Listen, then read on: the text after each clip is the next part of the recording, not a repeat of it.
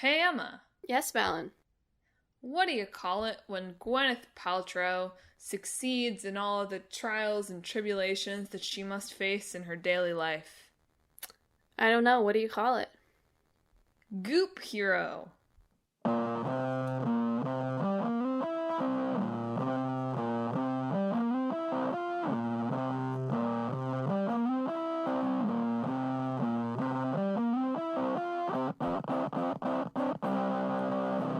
Hello, and welcome to Talk This. It's dangerous to podcast alone. That got what I'm going to interpret as an approving nod from you. Sure. Good. That's how I'm going to interpret it. We're going to keep it that way. Yeah. Folks, I'm your loop-de-loop host, Madelyn. I'm your designer jeans host, Emma. Oh, and thanks for tuning in to this week's show. This week, have we got a set of games for you? Yeah, we got a good one this time. Our old game, just clocking in at old game, surprisingly recent old game, given how some of these games have sat in the hat for years, is Shaddai, Ascension of the Metatron. And then our new game, as you may have guessed from the joke, which I definitely didn't workshop first as Poop Hero, is Loop Hero. So are we ready to discuss the biblical fever dream, as I saw it vividly described in one review, that is El Shaddai? Yeah, I'm ready. I had never heard of this game. It's an action platformer.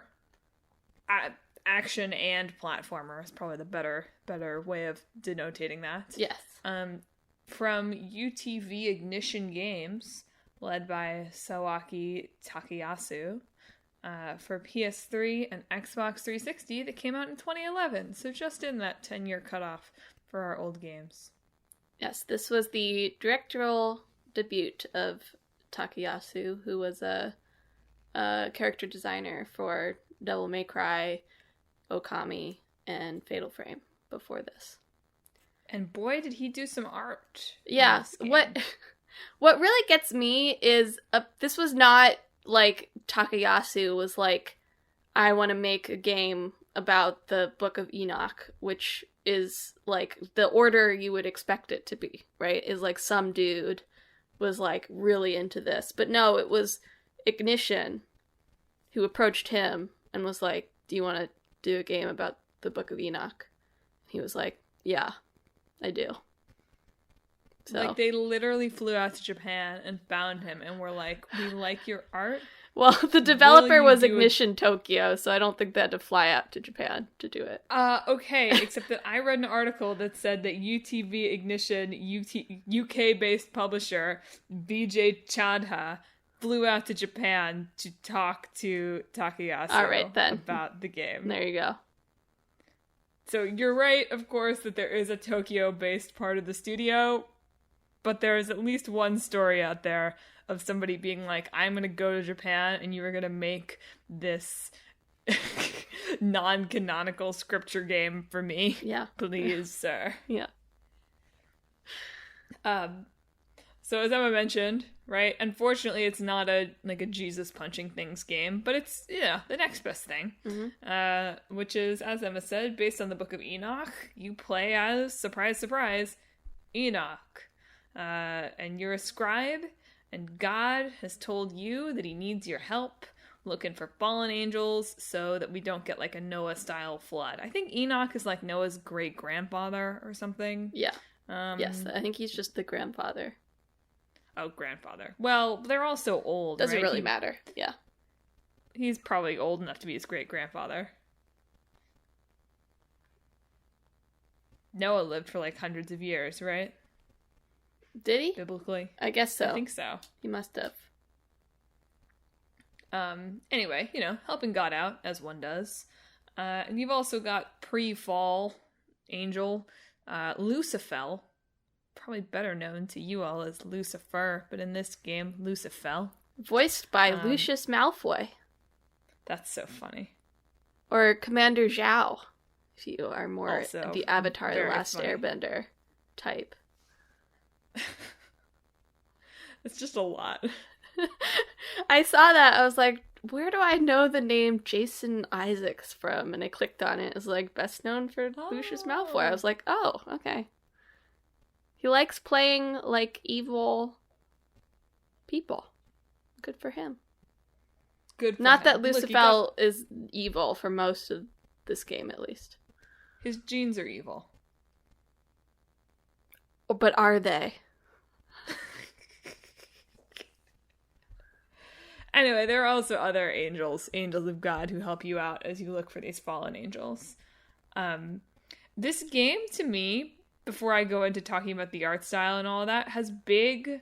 And I just watched this recently because I didn't have internet for a few days after we moved, and so the only thing we had to do was watch Community on DVD, because I have that.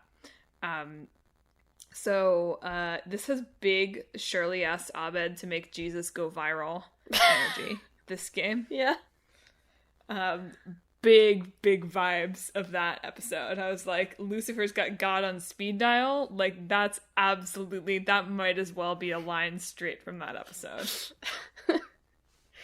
Yeah. Before you get into the art style, I just feel like if you Google this, the first thing you're going to see is this, like, dude wearing this, bright white armor, holding, like, a bow sword thing, and also wearing jeans. And you're going to be like, what's that about? Why is he wearing jeans? Well, it's because Lucifer can travel through time, obviously.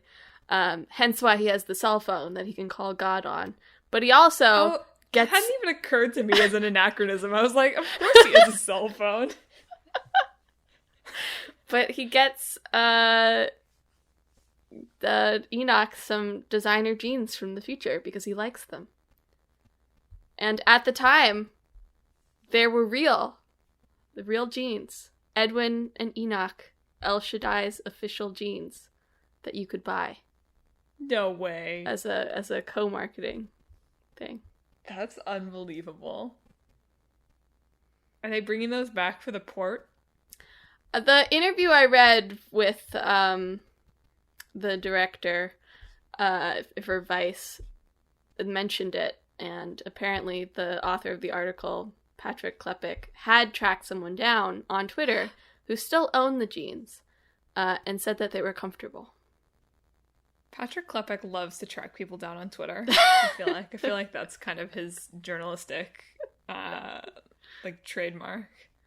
Hey, but that's a hot tip, Look, I'm not saying there's anything wrong with it. I just feel like every time I see him tweet, he's like, did you eat Devil May Cry candy in 2007? Like, hit me up on Signal. Or whatever. No shade at all. He gets great stuff about jeans from El Shaddai. That's so funny. They're comfortable. They shouldn't be comfortable. Designer jeans aren't meant to be comfortable. They're meant to be expensive and uncomfortable. Well, he has to fight in these, so they have to be, like, ready-made for action, I think. Imagine buying your friend a pair of jeans in the future that, like, he didn't even get to try on. How much butt crack action was there? How many times did Lucifer have to go back and forth to be like, oh, it fits him in the waist, but not the legs? Maybe he has some sort of, like, supernatural, like, measurement knowing ability. Yeah, that seems like a good use of angel power. Yeah, it's one of those special angel powers, but, like, the ones they don't talk about, but they have, Well, the genes are important because they tell you, if you can see the genes, you are about to die, I think. Yes. Right? Yeah. So El Shaddai, it's kind of neat and it's a cool idea at the very least. It makes the game look very pretty. Doesn't have a UI, so it doesn't have a health bar or anything like that. You just determine the health of your character, how close you are to dying. I don't know, can you die? Would God let you die here? Anyway, you can revive yourself, yeah. right? Yeah. Anyway, you determine it by how much of your armor gets ripped away, which I feel like there was a game that was doing this recently, but with women, and everyone was like, oh, gross, like, this is so gross. But here it's like, whatever, like, show me that man flesh. See, but he's got a pair of designer jeans on to cover his, shame. Look, it's a religious game. A lot of religious people, religious people were all basically shirtless, so that's just accurate, isn't it? You're right.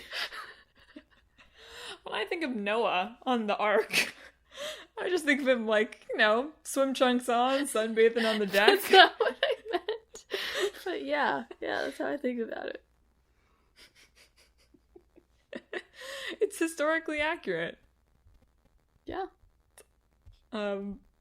So from what I've seen of the art style, it is very trippy. Yeah. There's a lot going on. Yeah, and there's a lot of different things going on too, is what's key about it, I think. Yeah, it was really striking to me to see. So, look, there's not that much to talk about the gameplay here, folks. From everything I've read, I don't know, some of the contemporary reviews I read seemed to enjoy the gameplay. I don't think that this is a game where there's anything particularly deep here. It's hack and slash, and there's some 2D platforming as well. Well, one of the things with the hack and slash, I've seen a lot of things of saying the platforming's bad, but that the combat can be interesting, because you have to, you steal your weapons from your enemies, and so that sort of forces you to deal with, like, what you have on the fly, versus, like, having, like, your favorite weapon, because if you have something that you're really bad at, you're going to get in a bad situation. So it encourages you to be, like, flexible in a way that other hack and slash games don't necessarily make you do. So the reviews I read were like, there's a cool system there, but it gets a little bit repetitive after a while, with the same sorts of enemies coming up. But I was very struck with the visuals of the 2D and how incredibly different that is from the 3D. Yeah. And then, of course, just all the wildness that goes on in 3D. But I wasn't expecting that, having seen some of the 3D stuff and then looking at some 2D gameplay. I was like, oh man, like, that is bold. It does go into kind of a completely different art style. Yeah. Yeah, I kept seeing one, like, where you're, like, a shadow against, like, a huge blue stained glass thing. That's particularly was striking to me. So it obviously this is an audio-based format, but if you're curious for what it looks like, I'd recommend, like, pulling up a trailer or just searching for it, like, on YouTube and watching some video. Because it's hard to sort of describe the particular visual aesthetic. There's not really anything I can compare it to, game-wise, that I can think of. Yeah, it's really bold, just I don't want to be like, just the amount of art, but, like, kind of the amount of art. It's also an interesting window into just what feels like a different way that the industry could have gone. Not to say that, like, anything this incredibly wild and psychedelic feels like it would have been the future of AAA gaming in 2011 or anything like that. But it is interesting to me, of course, we've just continued to go down this rabbit hole of, like, I must see every pore, every drop of sweat, right? Yeah. I mean, that's part of the reason I think, like, Scarlet Nexus is the prettiest game I've played this year, because it's really good at creating striking visuals just with, like, lines and color. But what makes El Shaddai stand out from that, or, like, indies that are all about, like, their aesthetic. Like, I was thinking that this reminded me maybe a little bit of, like, Gris, for example, parts of it. But, like, those all stick to, like, one aesthetic, I think. Which makes sense, you find a good aesthetic because your artist is working in that. It makes sense to stick to that aesthetic, but El Shaddai's like, no. All the aesthetics. Stained glass, psychedelic, like, rainbow colors, really harsh blacks. It's got everything that you could possibly want for, like, that's a good vibe, It's cool. I'd like to see more games lean harder in this direction and less hard in the I must see every leaf direction. Yeah. The reviews at the time were quite good, seemingly, from what I read. Although there is sort of that interesting flavor of, it's a Japanese game. Well, it was that time. Reviews. Yeah. I know. The early It's just interesting to 2010s me. are the big time for Japan so wacky. Not that Yeah. we still don't have that now, but yeah. I think we've at least pulled that back from the forefront of reviews. Yeah. Of video games, at least. Yeah. I mean, and even though this game does feel like it deserves some of that, I was like reading it and I was like, oh, but, huh. That said, I do have an anecdote from the creator that I feel like I need to share in like a retrospective interview here. He was talking about like how he designed the characters of Lucifer and Enoch, and he says, some of this quote's a little inelegant, a little of the time, but here we go. He says, Lucifer is very thin, very elegant, very pale, a bit of a gay boy look. Okay. Japanese men and women go for that style. They think that's good looking. I look like him. Thin is the definition of good looking. Western, though, you want to get tanned. You want to be muscular and have a good build. That's Enoch. But then he continues, I just realized here at E3 that Enoch actually isn't that macho. Now I understand. I look around, everyone walking around is so strong looking and big, and characters in Western games are huge. In the same interview, he was also asked about, why does he have, like, all of this stuff, like, all the clothes being torn off of men and not of women, as you often see in games. And he says, a lot of Japanese gamers don't have girlfriends.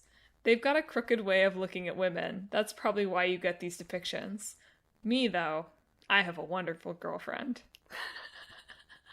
Oh, man. Oh. It's like... like, this is amusing, but also, oof. Yeah. You wonder, like, how much is the translation, too, right?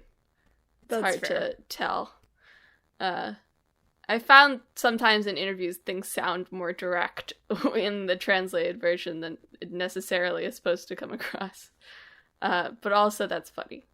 I was reading this one from, like, this year about its Steam release, the Patrick Klepek one. And, like, one of the question was, like, around the release, there was some discussion about whether it would provoke, like, religious backlash. Did that ever happen? And he basically says, no, but one thing that was unexpected is that a lot of female followers latched onto this game, and he's happy that there are so many female fans because he thinks many women have delicate sensitivities, and that he's happy to be recognized by such people. I love that. I love that you're like, women have discerning taste. Women are smart. So I'm glad that they like my game. That's so funny. Yes, listeners, if in listening to this, a fever dream of a semi-biblical story is sounding appealing to you, look, in some ways this does feel like a game tailor-made for my strange gaming interests, strange non-gaming interests. It did just get a re-release on Steam, like, last month. Yeah. So before that, you would not have been able to play this game unless you pulled out your PS3, and, like, I don't even know how you would get a copy of it. Your Xbox 360, bull, who are you? Just kidding. Nothing wrong with Xbox 360s. But yeah, just re-released on Steam in, well, do I mean last month August, or do I mean last month September? I don't know where my okay, good. I was like, where is my brain when I was writing this note? I don't understand. Like, where am I? But yeah, literally just came out, so you can experience it on your computer and have a great time. I wish there would be more biblical games. Yeah. I don't. They would probably be bad, but I would like to see people try. Yeah, the other thing that was interesting is, like, in this interview was he mentioned that, like, the Old Testament isn't known very well in Japan, so it was interesting looking at it. Which I feel like is an interesting perspective in terms of, like, looking at different cultures and taking from them, because, like, even if I don't regularly practice religion anymore, I know the Bible, or at least the highlights. Well, do you? You probably don't know the Bible as well as you think you do. I know the highlights. I went on that one religious, what's it called when you walk something? Pilgrimage? my class, pilgrimage. I went on that one pilgrimage for college in class, and there are people with like different backgrounds, and we were talking about Christianity, and like it really was like, wow, my perspective was like opened because so many people didn't know anything about the New Testament because it wasn't applicable to them ever in their lives. But just in terms of like, we in a Western society take so much from like old religions, but perhaps somewhere else that's not the United States would look at the Bible like Norse mythology. Not that's what I'm applying here, but do you know what I'm saying? You know what I'm trying to say? Wasn't there kind of a terrible looking Jesus game that was floating around the internet sometime in the past year or so? Probably. I feel like there's probably a Jesus game that surfaces like every couple of years from someone making it who thinks it's funny, you know? I'd like to see a Psalms rhythm game. No. As a bonus track, we can have Hallelujah. Okay. From Shrek. From Shrek. Good. No, I think it would be fun. I would like to see more games do weird Bible things. I would just like to see more games do weird spiritual things. Yes, so you're modern myth making, right? Yeah, here we go. Are we ready? No, we're not going to do it. We've not talked about it this far, but this is a perfect example. I wish I had, well, not really, because I was mostly talking about Bible stuff, but this is a great example of modern myth making. Let's see more people take these biblical myths. I don't mean that in a derogatory way. I just mean it in a story that has meaning to people way and continue to iterate on them to create meaning for today's society. Let's do it, people. There's some wild stuff in the Bible. Mm-hmm. There's 4 different dudes telling the same story like hundreds of years apart. That's a video game. Yeah. Give me the 4-player game Matthew, Mark, Luke, and John.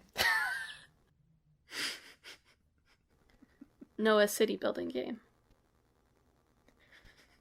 A city on a hill.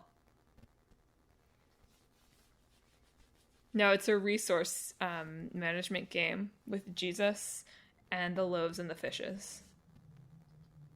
And it's like, how do you make it feed everyone? Cookie clicker, but it's loaf and fish clicker. Yeah, absolutely. Great. We've come up with some great, not at all sacrilegious ideas. Stardew here. Valley, but it's Jesus like gathering the disciples. Anyway, are we ready for our new game? I'm ready. Well, you know what? I'm not ready for Loop Hero because I watched like 4 reviews and I still could not really explain how this game works. So, let's get into it. I will do my best. Okay. I just realized that I didn't play either of the games this time, which was not an intentional choice. I just almost forgot that I had to record the podcast this week. So, Loop Hero, I vow to play when it comes out on Switch. How about that? Okay. I'm interested in playing it. It looks like a game that might be something that I enjoy. Not gonna get El Shaddai on Steam? You know what? I might also get El Shaddai on Steam. Does it play on Mac? I would consider it. I don't know. So anyway, shame me, people. Send God to deliver punishment onto me for not playing either game. But I literally just forgot. So. It's too late now. It's noon on Sunday. You're right. No, I promise I will play Loop Hero. Loop Hero came out this past spring in March 2021.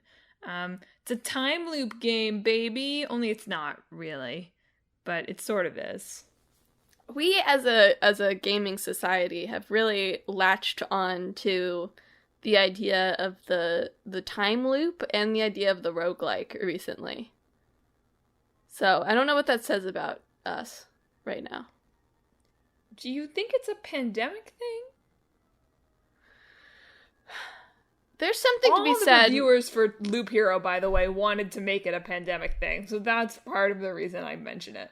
There's something to be said for, like, how every day feels the same. I could see that maybe playing into ideas about looping or doing the same thing over and over again. But I'm not sure that's quite why. Some of these games were probably in development before, or at least in conception phases before the pandemic, so that can't be it entirely. Oh, certainly. I don't mean to say it was the developers, but I'm wondering whether if culturally we've latched on to roguelikes and roguelites and loop-type games. It's so weird because, of course, we, like, talk about gaming being, like, escapism, and then it's like, what are all the big popular sort of indie games? Or not even not indie games with Deathloop, right? It's like, everything must be a loop! There must be a time loop! Everywhere. Yeah. I don't know what's up with that.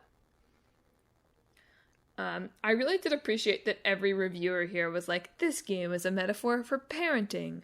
This game is a metaphor for depression. It's the pandemic. Like, I did feel like the reviewers, look, whatever. March 2021 was a dark time. Like, my boyfriend and I have been talking about this a lot lately, how, like, our heat didn't work for much of this winter, and we just spent the whole winter sitting under blankets, watching, like, 8 episodes of Chihaya Furu a day. Yeah, that sounded wild, to be honest.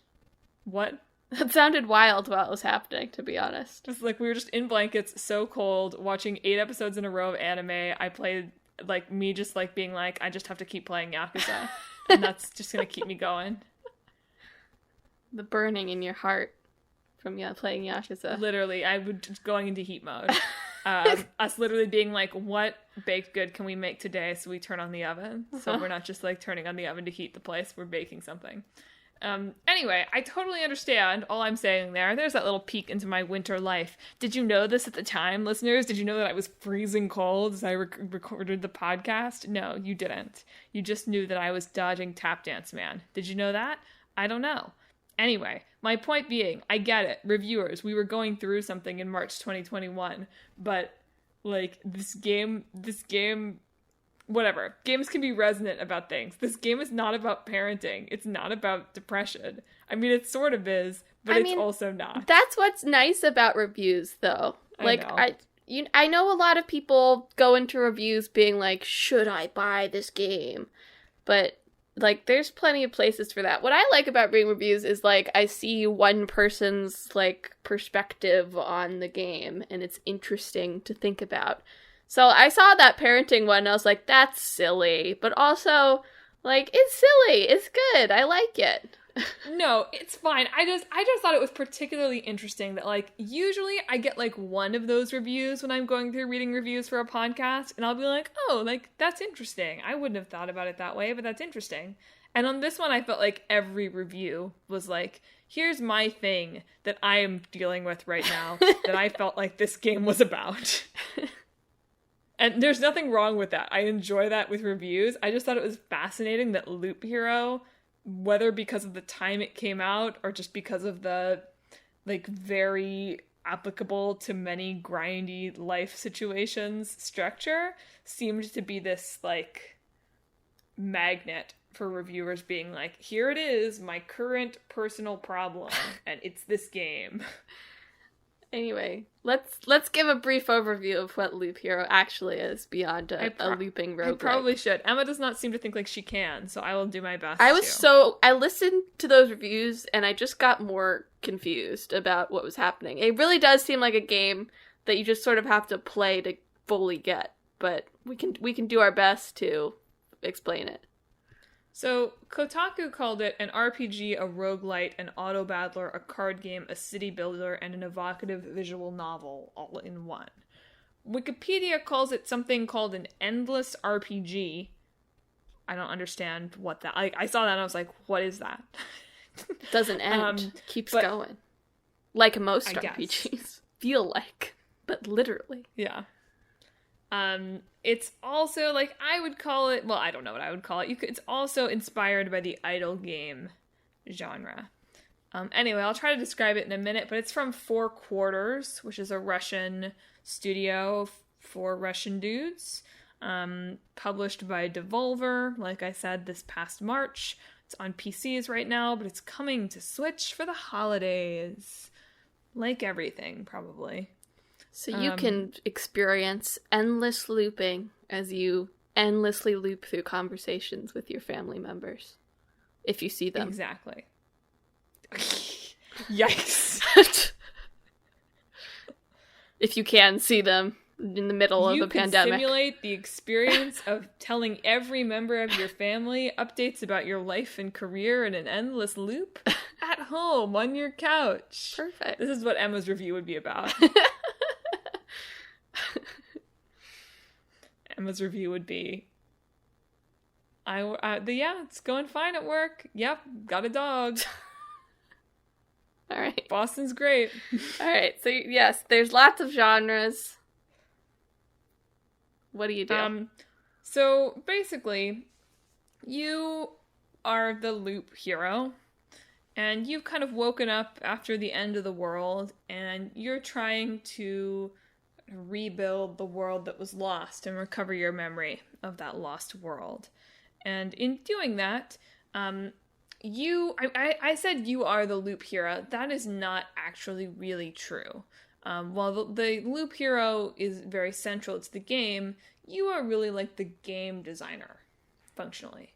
So Loop Hero, it's got this kind of like very 80s like dungeon crawler sort of aesthetic, pixely aesthetic. And so your hero goes around in this loop, sort of around his base. And you are the one who constructs that loop. At first, it's very basic, but as your guy runs around and battles monsters, which the hero does automatically, by the way, right? It's not like it doesn't snap into RPG mode where you get to choose attack, magic, block, or wait, or whatever. He just fights. And as you defeat enemies, you get items. That part I think is pretty self-explanatory, right? You get like equipment that makes your hero stronger, or changes your stats anyway. And you also get cards. And those environment cards allow you to change the characteristics of the loop. So you might get a forest card that gives you, like, as you pass it, more hit points, or a mountain card that ups your speed. These are not the correct things, right? But those different cards give you different boosts, but they also cause different enemies to appear. And then those cards, when put together in certain ways, like everyone was like, if you put a 3x3 square of mountains, you get like a giant mountain. And that can give you bigger boosts, but it also causes more challenging enemies to spawn on that loop. So your dude runs around the loop, and each time he's picking up more cards, and he's picking up more equipment that you can use to, like, make things stronger at base camp, too. And each time you go around the loop, of course, it gets more difficult, right? Because you're, like, probably adding more cards, and the enemies are getting harder. But you're also getting new stuff. And eventually, if you go around enough, a boss will appear. And at that point, you had better hope that you have gathered enough equipment and that you are strong enough to defeat the boss. Because if you die there or you die anywhere else, we have that roguelite situation where you are sent back to camp with just 30% of the resources that you had, and you have to start again. Did I do an okay job? Yeah. I still don't really get it, having heard you explain it. But it probably makes sense. It is sort of hard to think about. I often think that that is a mark of a good game. That's weird, right? That it's difficult to explain. I think it can be both.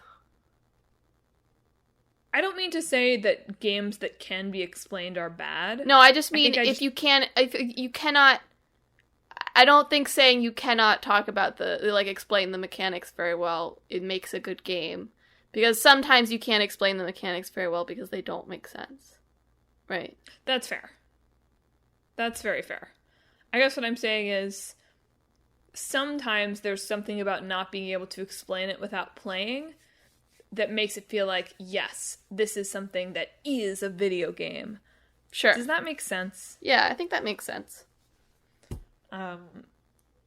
Or at least it's like, it's interesting to me because it's like, Loop Hero is certainly not a story that feels like it could be told in any kind of way that isn't a game. Or it's not an experience that you could have in any kind of way that isn't a game. Because so much of what it's doing is playing around with expectations around various genres, I feel like. Mm-hmm. So this game was born out of a well, it seems like they had been kicking around this idea a little bit before this, but it was born out of a game jam in 2019 where they were playing around with the idea of the 0-player game, a game that just runs itself. And that's like very much like you can see that in Loop Hero, right? Your hero runs itself and you are just the environmental designer. Mm-hmm. You are actually creating the game that the hero plays on his own as you go. And of course that is the real game, but it's just hard. It's hard to think about 0-player games, but I feel like my brain starts to go in loops right away. Yeah. And also it's also hard to think about idle games, even though I understand what they are. Cookie clicker. It's fascinating that yeah. Sorry, you look like you were going to say something. No, just Cookie Clicker is the quintessential idle game. I understand idle games. I understand them, but I just don't understand, like, why. Even though I do, but I don't. At the same, like, I feel like I get them and don't get them at all at the exact same time. Number go up, Alan. Number go up. Get big. You're right, I get it now. We love seeing numbers in every game genre. Big, meaningless numbers is what we love. Big numbies. Yeah. Anyway, Loop Hero has been a smashing success for this studio. They did have one game that came out and got a little bit of attention in 2015, I think, but it sounds like this was mostly something they were doing really as hobbyists until in 2020, I think, they started working themselves to death on this one. That's what it sounded like in some of the interviews. And then it exploded, and they also now sound like they are still miserable. Maybe it's just a very Russian way of talking about things. That's very possible, right? Here I am whining about my, like, cold New York winter, and, like, these dudes were just, like, in pandemic Russia creating this game about going in an endless loop. That does say something, I think. I think so, too. Yeah. But I was reading an interview with Blinch, who is one of the 4-man team, that says that, like, they just, like, absolutely were not prepared for this many players. So they were like, you know, we did bug testing, and yeah, sometimes there'd be rare bugs, and that would come up, you know, for just, like 1% of players. But of course, when way more people than are ever you expected to play the game are playing the game, like, that's a lot of people. Yeah. And then they were like, we made a patch, but then we realized the patch introduced a bunch of new, much worse bugs. Yeah. So we had to keep working on that. That's kind of how it works, yeah. But it does sound like this tiny studio very much was like, we weren't ready for this.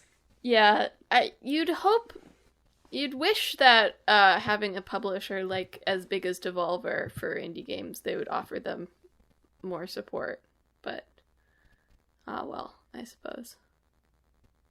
I mean, look, if it, like, this game saw like 500,000 like players, right? This does not feel like the kind of game that even if you're a publisher, you predict that necessarily. So it's tough, I'm sure. Yeah. I don't know. If you're like I think of Devolver and Annapurna, like, if the indie game gets picked up by one of those, there's gonna be a lot of players. I don't know. That's fair. They're good at marketing games, at least. I saw Loop Hero at a lot of conferences leading up to its release, is what I remember. And every time I was confused, like, what is happening in this game?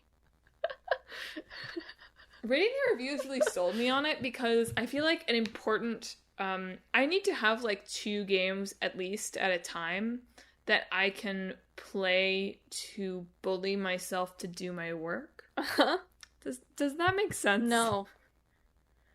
So sometimes when I have, like, projects that I'm working on or work for my jobs that aren't, like, clocked in, I have trouble making myself do it. I hope that's a relatable thing to you listeners. Sure. Like, do you just ever have that one thing on your to-do list?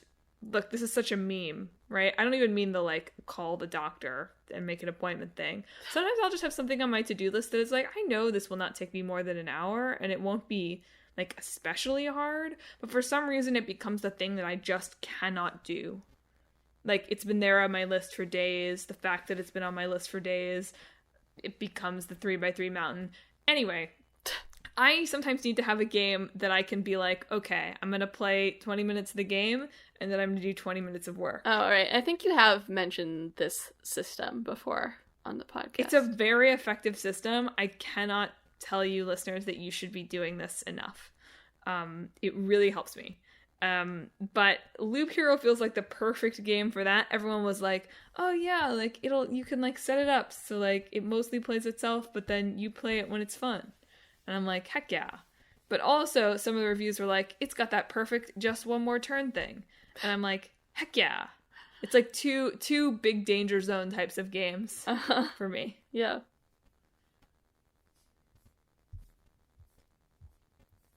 So that makes me interested in it. Yeah. And I just refuse to play games on my computer. Yeah. I just can't do it. Big mood. So when it comes out on Switch, I'll maybe play around with it on Switch.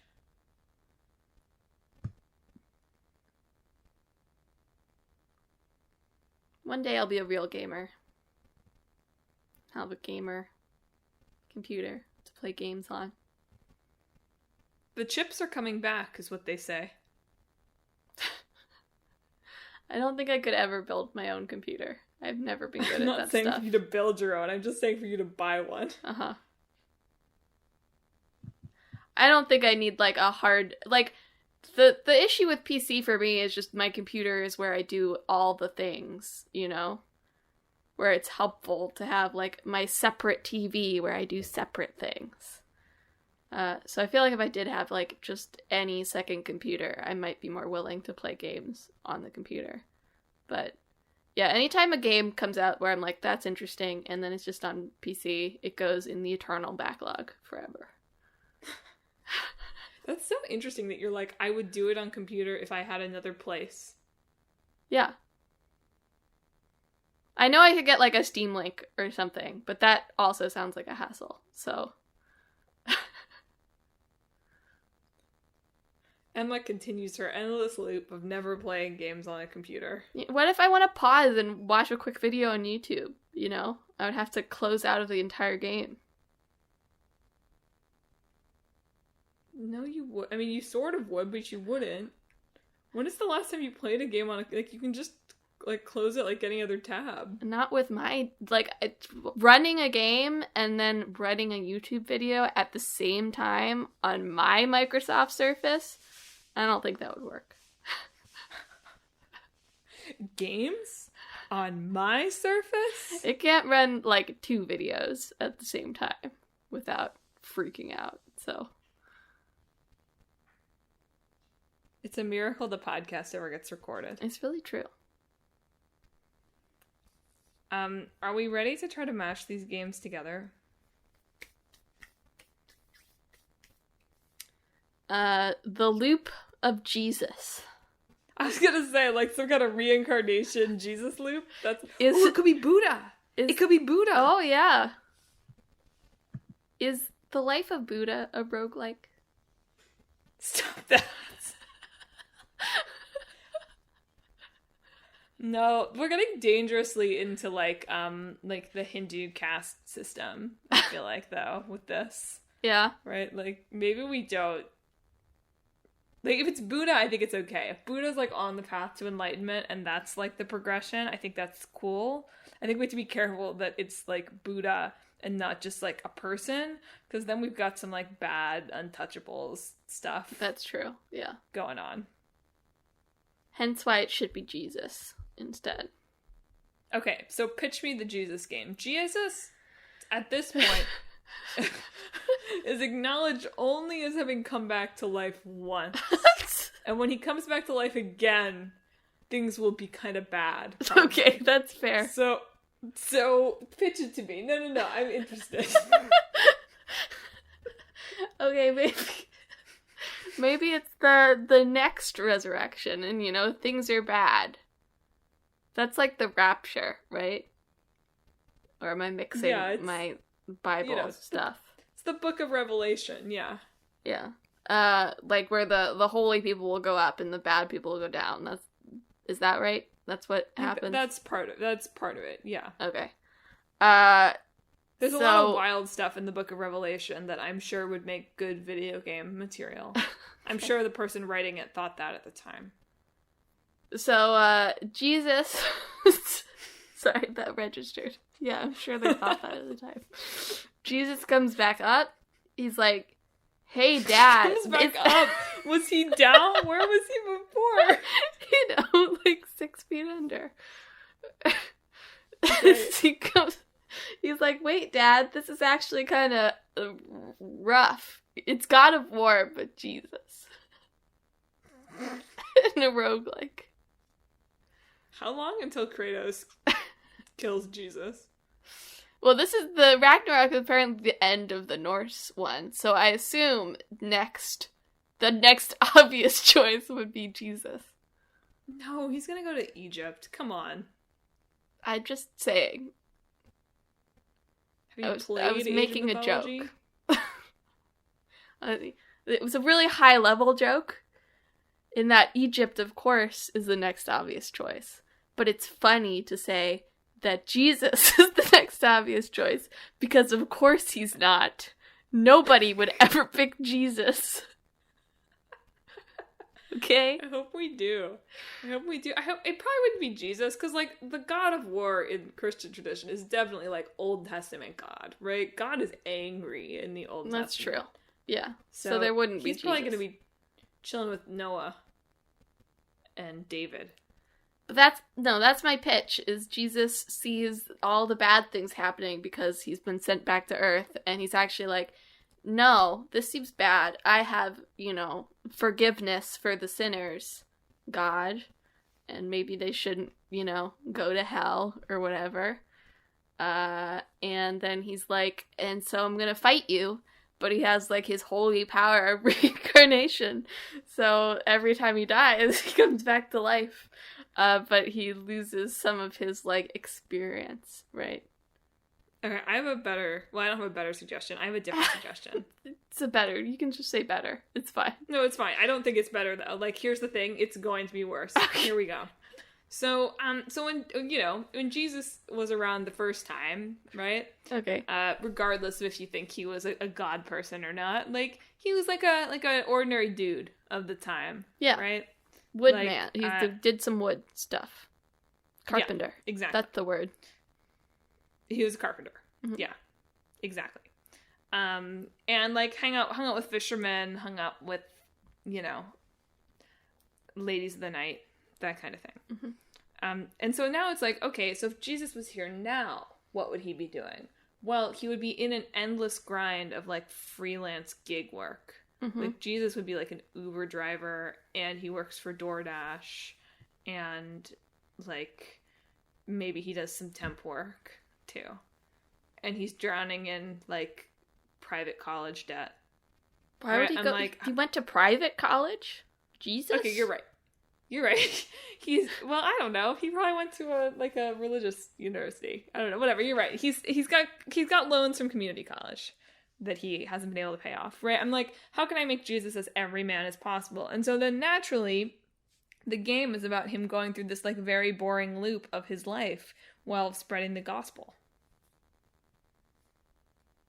I see. I don't know what the gameplay is. I just thought it would be funny for Jesus to be a DoorDash driver. It is funny. It's good. I would watch that show. Would you? I would watch the first episode of that show. That show, the trailer would be to I don't remember what You Found Me by The Fray. No, really, this game should be pulling from, like, the Old Testament and, like, the angels and stuff. But I admit I am not familiar with the angels very much, so. Best Old Testament angels. I guess there are angels in the New Testament, too. The angels, the first thing that came up was about the Book of Enoch, so that's we can't do that. That's promising. Best Old Testament stories. This is gonna ruin my search suggestion. Okay. indie Old Testament stories. Indie? That didn't really bring up anything, right? Although Vice does have the indie rock equivalent to every book in the Old Testament. They include Nickelback on this list, though, so... That feels like he should be struck down by lightning or something. Yeah. We could do, like, a Job story. Job feels like he could be a roguelite. Tell me about Job. What does Job do again? Job, he gets his head God just decides that a lot of bad things should happen to Job, basically. Mm. But he keeps his faith. So it's like a roguelike, but instead of getting power-ups, you get a lot of power-downs. And you have to, like, pick the least, like, damaging one to try and get through to the end of whatever he's getting to. The day. We could also do, like, Jeremiah. Jeremiah, like, was gets, a bullfrog. Like, he was a good friend of mine. Okay. But Jeremiah gets, like, called. There's a good hymn about Jeremiah getting called to serve to the Lord. I feel like there's a good call to action there. Anyway, we'd have to do a lot more research. I'll admit I did a lot more New Testament study in my religious studies degree than Old Testament study. But I feel like there's a lot of weird stuff in the Old Testament. Yeah. So I feel like there's a lot of things that we could kind of pull from here. Could also do Ruth. Have a late good woman story. Woman coming to power. Also worth noting, these are all in the, like, prototype phase, and we would probably have to, like, consult with, like, Jewish people about which stories we were using. Absolutely. Yeah. We would consult with all people of the book. Yeah. About stories. Yeah. Probably a good one, like, we could do, like, Solomon. We could do, like, the cutting the baby in half. Oh, do, like, yeah. an Ace Attorney Solomon thing. He's the judge. This isn't really inspired by the games anymore. I'm just like, what could it be? What we're saying is, the Bible... We make lots of movies about the Bible. It's time to make games about the Bible, is what we're saying. People are just scared of Congress. They're scared if they make a video game Bible thing that, like, that will be the end of video games. That's a valid fear, to be honest. So... I'm sorry. We can't make a game about, like, I don't know, Chronicles. We can't make a game about the King's books. Deuteronomy. Come on. Anyway, weigh in the comments or on social media. I'll make a poll on Twitter. I won't do this. About which of our Jesus games you want to see. Which book of the Bible would you most like to see adapted for a video game? Tell us no. I wonder strong if feelings. Which Bible story would make the best video game? Wow, BeliefNet. Bible stories that demand to be video games. Here we go. This is going off the rails. Alright, the war in heaven from Revelation. Revelation 12, 7-9. Then war broke out in heaven. Michael and his angels fought against the dragon, and the dragon and his angels fought back. The dragon? But he was not strong enough, and they lost their place in heaven. The great dragon was hurled down, that ancient serpent called the devil, or Satan, who leads the whole world astray. He was hurled to earth, and his angels with him. Lucifer was a dragon? This is Satan. Oh. Unclear to me if that's the same. I guess the snake makes sense, but, like, I guess an escalation from snake into dragon also makes sense. A lot of weird stuff happens in the Book of Revelation. Anyway, the original JRPG. They actually say this has real-time strategy written all over it. So, there you go. They also suggest The Fall of Jericho as a stealth action game. As I recall, The Fall of Jericho is they march around it doing horns for like 40 days and then the walls fall. But it sounds like actually Joshua sent 2 spies in to Jericho, and they went and entered the house of a prostitute named Rahab and stayed there. There. They go on to say that marching around the city blowing trumpets was not cinematic, but that could be a good Loop Hero mashup. That's true. There. Let's see. Yeah, they talk about, we could do the whole, Egypt storyline. King David has a pretty good arc. I agree with them.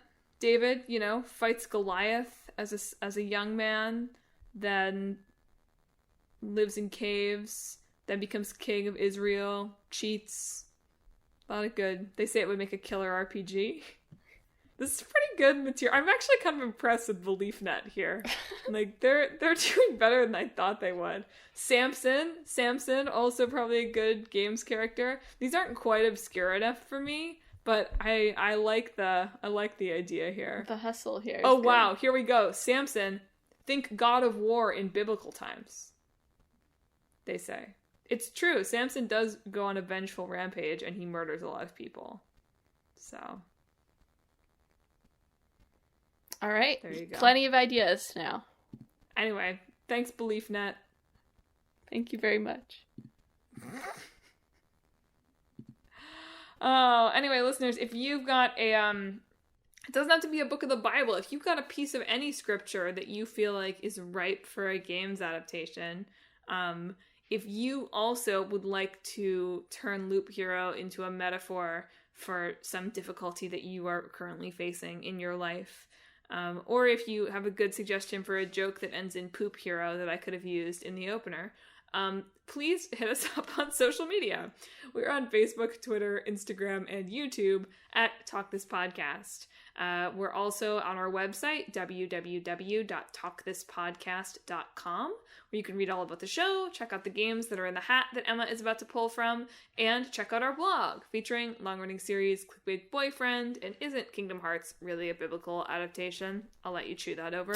And Split Screen, where we're watching a K-drama that might be Coffee Prince or might be Crash Landing on You, depending on when you're listening to this, and also My Hero Academia. Finally, you should definitely, if you enjoy the show, you should subscribe. We are on Apple Podcasts, Google Podcasts, Stitcher, TuneIn, Spotify, Pandora Podcasts, online and on the app, Overcast, Pocket Cast, anywhere that you find podcasts, you can find Talk This. Next week, it's Emma's turn in the split screen decision seat. But, Emma, it's hat time. What are we talking about in 2 weeks? Our old game is going to be Alan Wake. Nice. And our new game will be Cloudpunk. We'll get excited for that. Well, listeners, as always, thanks for tuning into the podcast. Emma, do you have something good and loopy or good and biblical to send people off with this week? This week, I hope anything happens to break you from the loop of your life.